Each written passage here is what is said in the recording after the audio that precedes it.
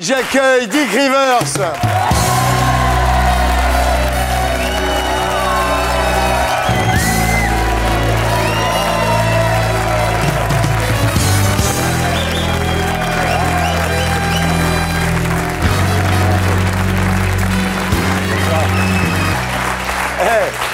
C'est quand même la seule émission au monde où il y a André Glucksmann et Dick Rivers. Côte à côte. Bah oui. Alors je sais pas ce que vous avez fait à vos cheveux, mais il y en a, ils sont tout blancs, vous, ils sont tout noirs. Ouais. C'est marrant, ça. Bah oui, mais il pourrait avoir des cheveux un peu plus noirs aussi, si vous voulez. Ah, s'il voulait, mais c'est ce qu'on lui dit toujours. Mais il veut pas. Mais ça lui va très bien. Ça lui va bien, c'est son look. Ouais. Il a un Bien. look formidable. Vous êtes plutôt années 50 comme coiffure et lui plutôt années 60. Voilà, Hein. absolument. Année 2000. Année 2000. Bien, alors Dick Rivers, bonsoir. Bonsoir. Dick Rivers, je le dis à nos amis téléspectateurs, ça veut dire la bite des rivières. Hein, Oui. Bah oui, Dick c'est la bite, Rivers... Ben, c'est-à-dire, je vais vous dire une chose. Si, quand j'ai commencé à chanter, quand j'ai choisi ce nom quand j'avais 15 ans, Ouais. si on m'avait dit que ça voulait dire ça, j'aurais Ouais. pas pris ce prénom-là. Ah bon? Donc, je veux dire, à mon Pourquoi, avis, c'est c'est joli. quelque chose qui est venu beaucoup plus tard. Ouais. C'est une sorte de popole. Voilà. En fait, ce qui est génial avec Dick, c'est que vous avez toujours la banane, vous, hein, ça fait plaisir. Hein. Voilà, absolument. En fait, vous appelez comme ça à cause d'un personnage interprété frère. par Elvis Presley dans Loving You. Exactement. Voilà. Il s'appelait Dick, D-E-K-E, et qui se prononce Dick, mais en Voilà. français, ça aurait fait Deke ou Ouais. Dek. Mais la bite, c'est Dick, D-I-C-K, comme vous. Voilà. Mais je répète, c'est popole. Il est mignon. En tout cas, vous êtes un personnage. Hein, et votre personnage a complètement bouffé, finalement, ce que vous êtes. On croit que vous dormez dans un jukebox, que j'ai une que vous avez collection de voitures américaines. Voilà, que vous nourrissez uniquement de hamburgers, etc. C'est vrai, hein? Oui, les gens s'imaginent ça. Alors que vous avez une Smart et vous vivez à Toulouse. Je ne vis pas à Toulouse, je vis à Paris, mais j'ai une maison à côté de Toulouse. Voilà, ouais. Et alors, par exemple, on croit toujours que vous êtes pote avec Johnny Hallyday, Eddie Mitchell. Vous êtes Oui. trois inséparables. On se connaît. Vous dites Eddie, il vieillit. Il y a toujours une guéguerre entre les deux. hein. Ouais, ouais. Oh non. Depuis 40 ans, bah, à l'époque des chats sauvages et des Oui, chaussettes mais noires. justement, quoi, maintenant, il y a prescription. Ah, quand ça même. dure quand même. Vous dites il vieillit, et comme s'il était le seul. Et Johnny, vous dites c'est devenu un 14 juillet. Non, je disais que ces spectacles sont absolument faramineux, quoi. Je veux Ouais. dire, c'est un petit peu comme les Rolling Stones. C'est-à-dire, les Rolling Stones, maintenant, je veux dire, c'est quand même le plus grand groupe de rock encore Ouais. existant. Mais je veux dire, les spectacles des Stones, c'est quand même... on y va avant tout pour le spectacle. Je pense que Jojo, c'est pareil. Vous manquez pas d'air, hein, quand même. Vous avez déclaré dans le François en 2005 pour les uns, je suis culte, pour les autres, je suis branché. Oui. Ah, il y a un autre tiers que tu as oublié. Non, mais ça, vous manquez pas d'air, quoi. Mais c'est pas ça, c'est que je touche à peu près plus de 2 générations. Donc, Oh là. il y a chacun un T'expliqueras ça au petit juge. disque. hein. Vous voyez ce que je veux dire? Ouais, ouais. Vous êtes là depuis tellement longtemps, vous êtes C'est ce que je veux dire. soit culte, soit branché. Voilà, pour certains, c'est... Il n'y a pas d'autre hypothèse, La quoi. légende, et puis pour d'autres, c'est branché parce qu'on est toujours branché pour quelqu'un. quoi. Ouais. Hein, on est toujours le branché de quelqu'un. Sûrement, sûrement. Alors, pourtant, quand même, c'est pas si simple, parce que vous dites Drucker, ça se passe pas bien, quoi. Drucker, il vous ignore, hein, ça se passe pas bien avec Michel. Vous dites, c'est un faux gentil, il m'invite jamais. J'ai jamais regardé une émission de Michel le dimanche, et lui m'a ignoré, disons, depuis 300 émissions. Depuis qu'il fait l'après-midi. Avant, je faisais, là, à l'époque de Champs-Élysées, j'ai fait des émissions de Michel Drucker. Et pourquoi il vous invite pas? Je sais pas. Qu'est-ce que tu dis? Peut-être il t'a oublié, c'est plus... Il y a Serge qui me dit, il est trop branché pour Drucker. Ça doit merci, être ça. Serge. Dans ce nouvel album, il y a des chansons de Miro, comme celle-là, des chansons de Mickey 3D, de Benjamin Biolay, Francis Cabrel, M, Mathieu Chédid, oui. Mathieu Bogart, Peter Kingsbury. Qu'est-ce qui vous a pris? On aura fait des CPE aux jeunes? Comment tu t'es organisé? Vous dites ça ressemble en rien à ce que j'ai fait jusqu'à maintenant. hein. Non, parce que je fais mon vrai métier, qui est un métier Ça peut marcher. J'espère. Mais ça a toujours bien marché. Ouais, je hein. sais. Je touche pas j'ai pas de problème de ce côté-là. Mais disons que j'ai pris Sans Drucker en plus, bravo. C'est dur. C'est assez rare. sans Drucker. Et j'ai pris beaucoup de plaisir disons, à faire mon métier, qui est un métier d'interprète. Ouais. Et aujourd'hui, il y a beaucoup d'auteurs, compositeurs, interprètes. Et moi, mon métier, c'est de chanter. Et je pense qu'il y a une véritable osmose, c'est-à-dire une complicité, un véritable amour de la musique. et de respect mutuel entre appelons ça, cette jeune génération et moi. Alors, Hervé Fornery, c'est votre vrai nom. Oui. Hein, vous êtes né à Nice en 1945. Comme vous, cher ami. Et voilà, votre père avait une boucherie. Exactement. Comme le père de Denis Fabre.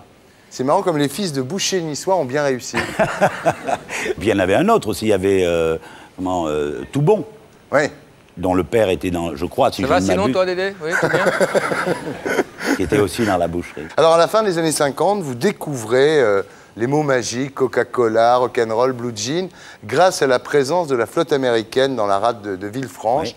Mais c'est vrai que souvent, le rock'n'roll est arrivé en France par des gens qui habitaient près des bases américaines. Oui, comme Bachoum, c'était dans l'est de la France, Gérard Depardieu à Châteauroux. Oui. Absolument, oui. Donc vous, c'est ça qui vous a mis en contact avec l'Amérique? Oui, moi, aussi loin que ma mémoire remonte, je veux dire, à l'âge de 7 ans, quand je sortais de l'école, il y avait des MP, des Américains qui nous donnaient des chewing-gums, des trucs comme ça. Et puis plus tard, ils nous donnaient des cigarettes quand on était adolescent. Bon. Et puis c'est vrai qu'avec mes parents, quand j'étais petit, j'allais souvent visiter les porte-avions dans la rade de Villefranche. Et donc j'ai mangé du pop-corn, j'ai mangé des hot-dogs avant le reste des Français, quoi. Vous décidez de devenir chanteur quand vous écoutez pour la première fois un titre d'Elvis Presley fameux, Heartbreak Hotel. Ouais, qui est un blues d'ailleurs, qui n'est pas un rock. Voilà. Vous dites si Elvis n'avait pas existé, le rock n'en serait pas là. C'est lui qui a fait passer cette musique de noir chez les Blancs. Elvis, c'est Jésus. Oui. C'est une image. Si on part du principe parce que dans la crèche, il n'avait pas la colle. Si on part du principe que le rock'n'roll, on peut considérer ça comme une religion, à ce moment-là, Elvis devient Jésus, le Fils de Dieu, puisqu'il fait passer cette musique d'un côté un petit peu obscur, au sens propre et au sens figuré, chez les Blancs. Donc, je veux dire, Lennon, que j'ai très bien connu, disait exactement la même chose, John Lennon. Vous avez connu John Lennon? Bien sûr. Je suis copain avec Paul McCartney, j'ai connu Jimi Hendrix quand il était guitariste de Little Richard.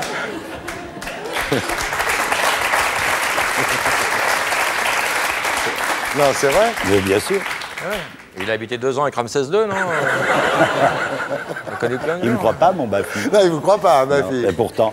Ouais. Mais alors, allons-y, qui vous connaissez? Vous avez connu Lennon, McCartney? Marcel Amont? Jimi Hendrix, Janis Joplin, que j'ai connu à Londres. J'étais très ami avec Brian Jones, des Rolling Stones.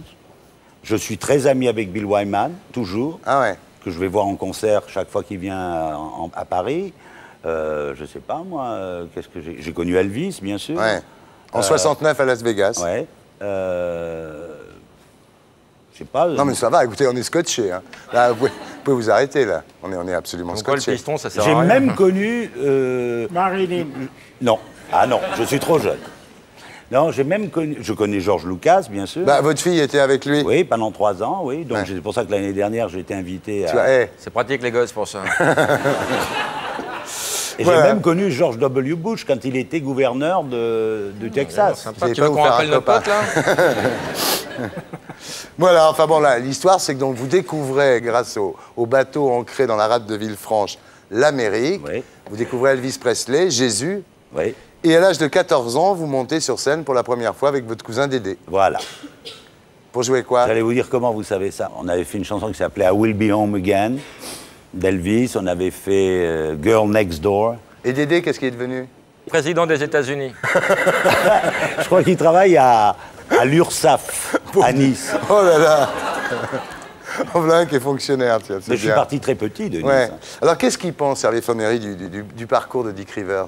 Ben, comme tout le monde, il est déçu. Non, il aime bien. Il est critique, Hervé Fornery de Dick Rivers. Ouais. Il lui pardonne rien. Ah ouais. Ah ouais.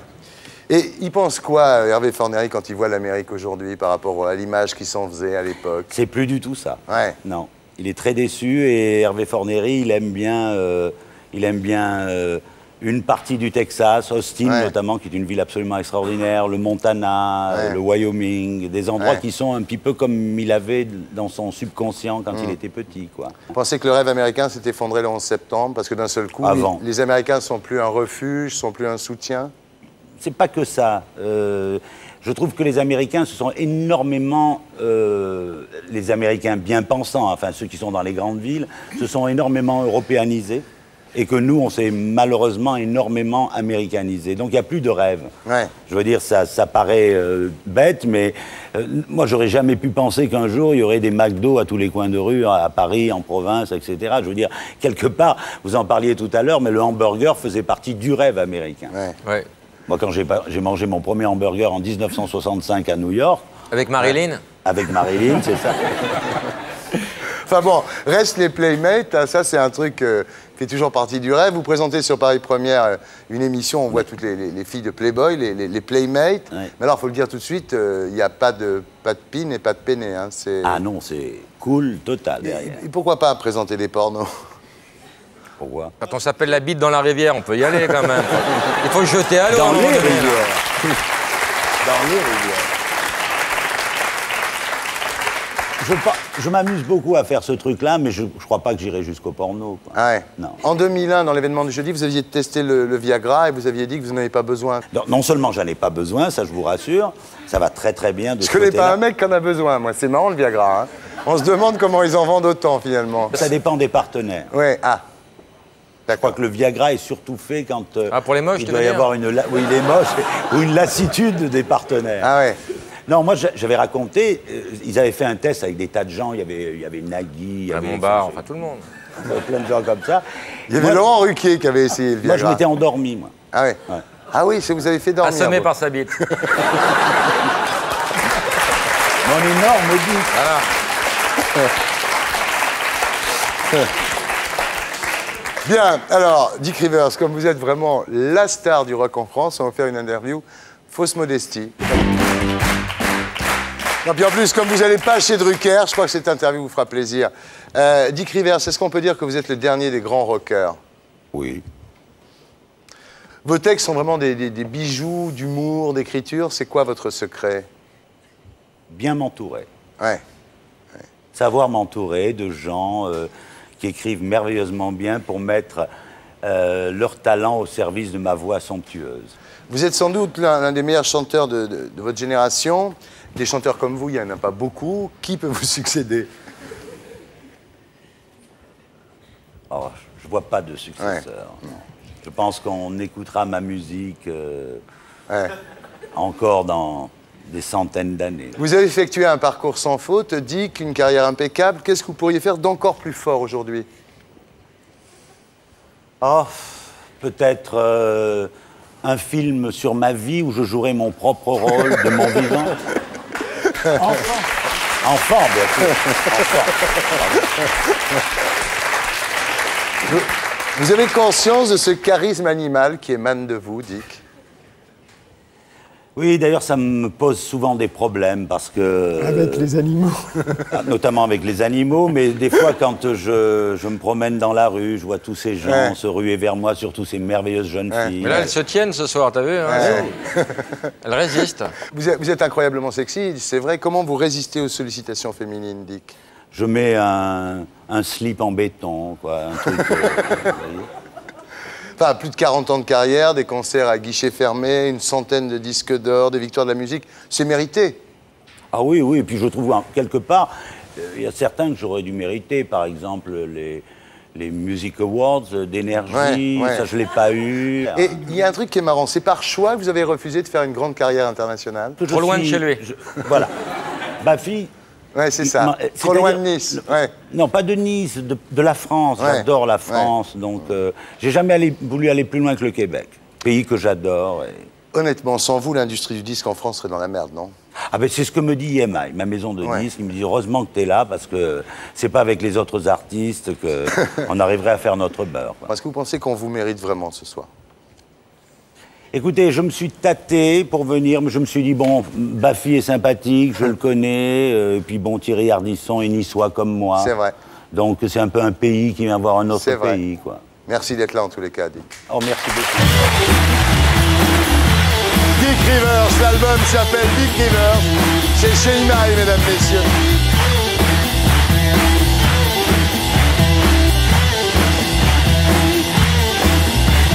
Un, deux, trois, quatre.